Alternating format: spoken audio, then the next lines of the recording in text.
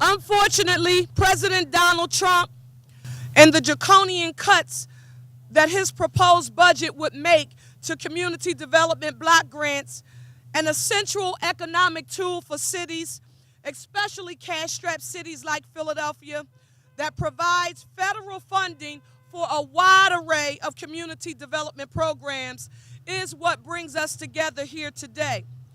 With that in mind, before we formally begin, I want to welcome each and every one of you to Olney, the heart of the 9th Councilmember District, and say a special thanks to Amanda Irizarry. I know I just screwed that up.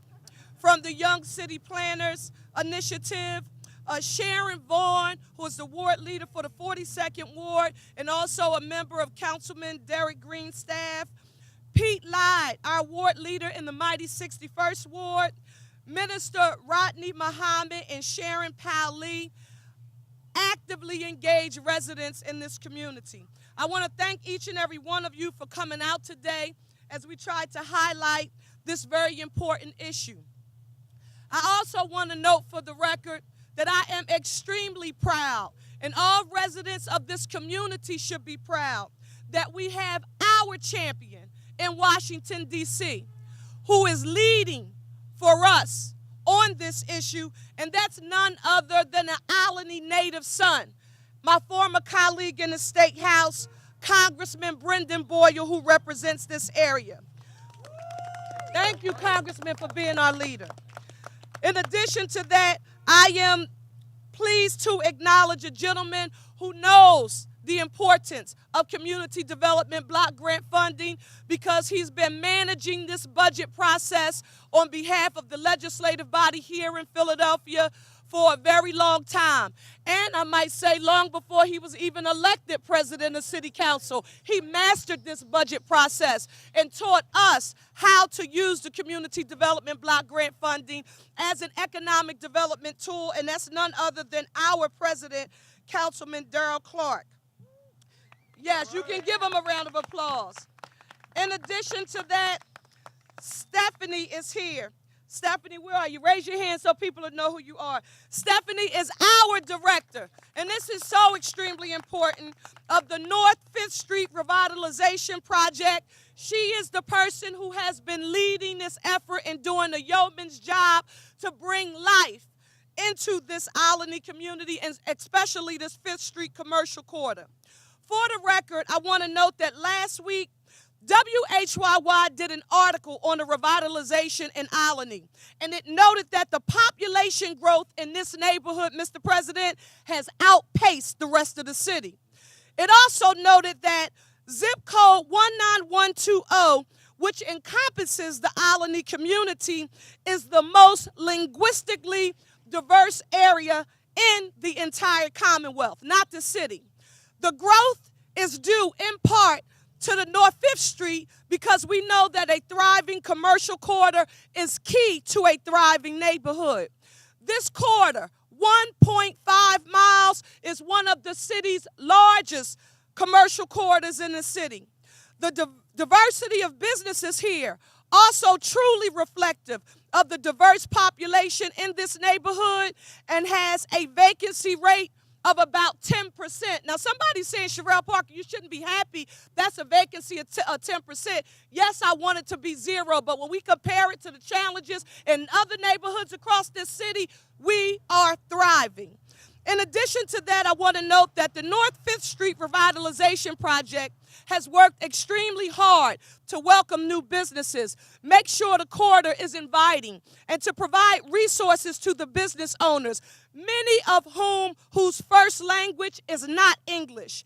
Community development block grants are a critical source of funding for them, and you're going to hear more about this from Stephanie.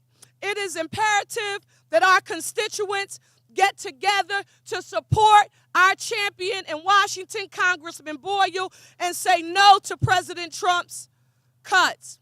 It is my pleasure to introduce to you our champion in Washington, D.C. for Olney, Congressman Brendan Boyle.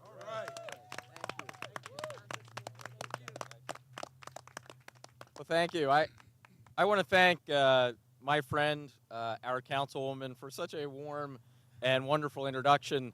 As she pointed out, this is where I'm from, and very proudly so. And my mom, I was just telling Council President Darrell Clarke, and by the way, I feel a lot better calling him Mr. President than the other guy in Washington. But I was just telling him that my mom was the crossing guard on 5th Street, a few blocks up from here. And I have no doubt one of the reasons why I won by such a big number here 4 years ago was because so many people remember her from being a crossing guard here for almost 3 decades. So I wanted to come back here where I'm from to highlight the consequences of what would happen if the Trump budget were to take effect. And this is important. Our Council President, Darrell Clarke, very wisely last year held a hearing that I testified in front of in City Council to go over what was then the FY19 budget, and I highlighted in about 7 pages of testimony what the consequences would be of the Trump budget for Philadelphia. And so 1 year later, I wanted to do the same thing and do it right here in the community, because too often when people read the papers or maybe watch MSNBC or, God forbid, Fox News, sometimes people have the misconception that what happens in Washington stays in Washington. That is not the case. The devastating cuts that are proposed would have an effect right here, in fact, right behind me on 5th Street. The remarkable job that the revitalization corridor has done, and I remember touring it on a very cold day last year. You heard the statistics that were just cited, 90% occupancy rate. I can testify to that because 4 years ago, after we won, when Anthony and I and members of my staff were looking to put an office right here in the community, they priced us out. We couldn't get an available space, so we ended up at the Olney Shopping Center, a great location, by the way, next to ShopRite. Come visit us. But it shows you the success of the 5th Street corridor. That wouldn't have happened without the work of the revitalization organization that got their funding from the CDBG, Community Development Block Grant. So what happens in Washington, D.C. has an effect right here in our community. And you know what? Yes, that was spending, but I hope my Republican friends in Washington hear me. That was spending. It was also an investment. That spurred other economic activity right here. So we know it. We're from here. We live it. But it goes beyond actually the Trump budget. What has already passed some 4 months ago in Washington, I'm sad to say will have an effect right here in our community. And that was the $1.4 trillion mega tax cut, the first so-called tax reform to pass since 1986. It is an economic fact that 83% of the money in that $1.5 trillion tax cut went to the richest 1%. Wow.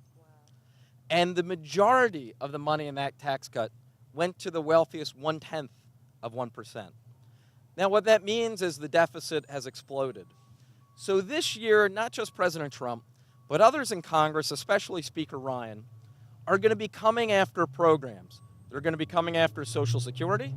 They're going to be coming after Medicare and Medicaid, and they will be coming after what is called discretionary spending. That helps fund the CDBG and many other things that we rely on in this city.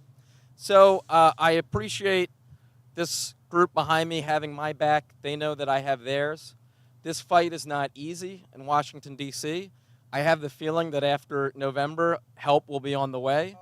But between now and next January, people need to rise up and let their voices be heard. And it can make a difference. It did on health care. The Republicans were very confident about a year ago that they were going to, quote-unquote, repeal and replace Obamacare. They had the White House, big majority in the House, and controlled the Senate. Yet they weren't able to do it. Why? Because so many Americans rose up. They went to the town halls, they protested, they flooded the phone lines, and it ended up saving the Affordable Care Act. 30 million Americans have health insurance today because of that activism last year. Well, we need to do it again in order to save our programs, to ensure that a very backward conservative view for this country doesn't take effect and pass in Washington. So thank you, Cherelle. Thank you, Darrell. And thank you to everyone behind me.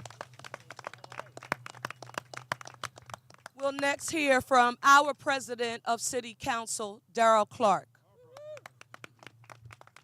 Thank you, Council Lady.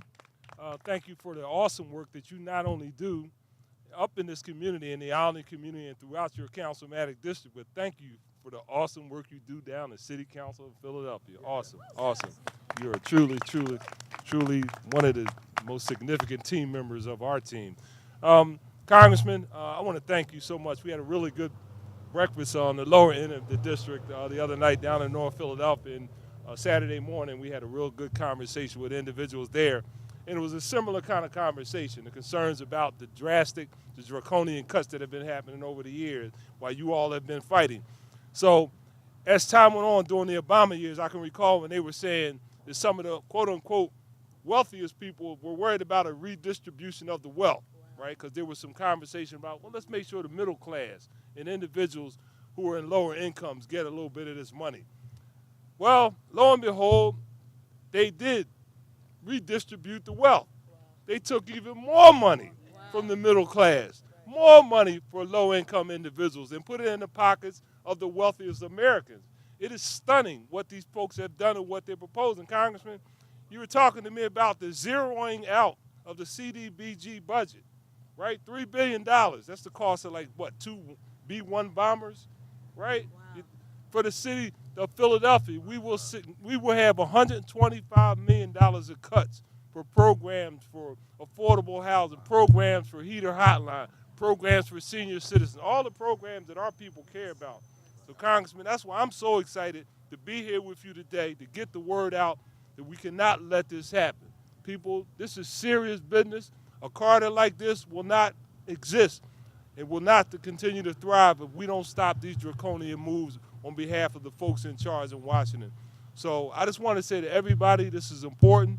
Make sure, and I can't talk about politics, it's not that kind of party, but make sure that people stay engaged, make sure that people understand what we need to do. And Congressman, I just want to say we're with you, the councilwoman, myself, all the members of council and the mayor on the local level to continue to fight to make sure that you get what you need to do, bringing the bacon home from Washington, be it turkey bacon, beef bacon, whatever kind of bacon you want, all right? Bring the bacon home, Congressman. Thank you so much. All right. Thank you. Next, we're going to hear from a young woman who works tirelessly to make sure that the businesses in this area are connected to vital resources and that the North 5th Street revitalization, it continues to grow and prosper. Give a round of applause to our local leader on the ground, Stephanie Michelle. She's the director of the North 5th Street Revitalization Project. Thank you so much, Councilwoman Parker. We greatly appreciate all of your support through Philadelphia Activities Fund, as well as just supporting all of our events. Councilman Darrell Clarke, thank you so much for your support as well. And Congressman Boyle, thank you so much for believing in North 5th Street and our commercial corridor. So my name is Stephanie Michelle, and I am the director of the North 5th Street Revitalization Project. We work closely with merchants and residents to improve the North 5th Street commercial corridor and make Olney shine. Communities are judged first by the quality of their commercial corridors. They are the stations of welcome for visitors or can deter potential homeowners and investment.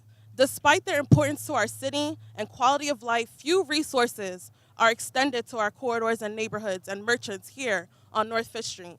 They face deteriorated buildings, limited access to capital, complicated city regulations, and ever-increasing competition from online retailers. The bulk of our funding comes from the Commerce Department for targeted commercial corridor management and for our corridor cleaning. So as you guys can see, 5th Street is clean because we have 2 awesome guys from the neighborhood who clean 7 days a week, and that is through CDBG funding. We have helped 15 businesses transform the way that their storefronts look through the Storefront Improvement Program, which is from the Commerce Department. We also have helped 6 businesses install security cameras. We at the North 5th Street Revitalization Project are the boots on the ground. We are the feet that are making our North 5th Street shine. To gain access to capital grants, to help business owners improve their storefronts, and to comply with regulations and develop their business strategies. We also have 2 awesome guys who clean our sidewalks, which shoppers and merchants have commended for transforming our corridor. Across Philadelphia, there are 200 neighborhood corridors, but only 17 receive corridor cleaning and management funds from Commerce. On behalf of the merchants on North Fifth Street, I am advocating for more CDBG funding for our commercial corridors all throughout the city. Thank you. In closing, we just want to note for the record, and Congressman Boyle and Council President Clarke, both of you know that before I was elected to anything, I was a certified high school English teacher by profession. And we cannot allow this group to leave here today without a call to action that Congressman Boyle has asked us to make here today. We want every resident who lives in the city of Philadelphia, and particularly in Congressman Boyle's 2nd District, to contact Congressman Boyle's office. Let him know that you have his back as it relates to fighting the draconian cuts that are being offered by President Trump's proposed budget. The only way that our champion stands and can fight for us is if he knows that we, the people on the ground, have his back. How can you reach him, Cherelle Parker? Call his office at 267-335-5643. Again, that's 267-335-5643. And for those of you who would like to email him, reach him through his website, which is www.boyle.house.gov, BOYLE.house.gov. Congressman Boyle, Rodney Muhammad, Sharon Powell, Pete Lyde, Stephanie and Sharon Vaughn, and your City Council of Philadelphia, we have your back. Go fight for us in Washington, D.C. Thank you.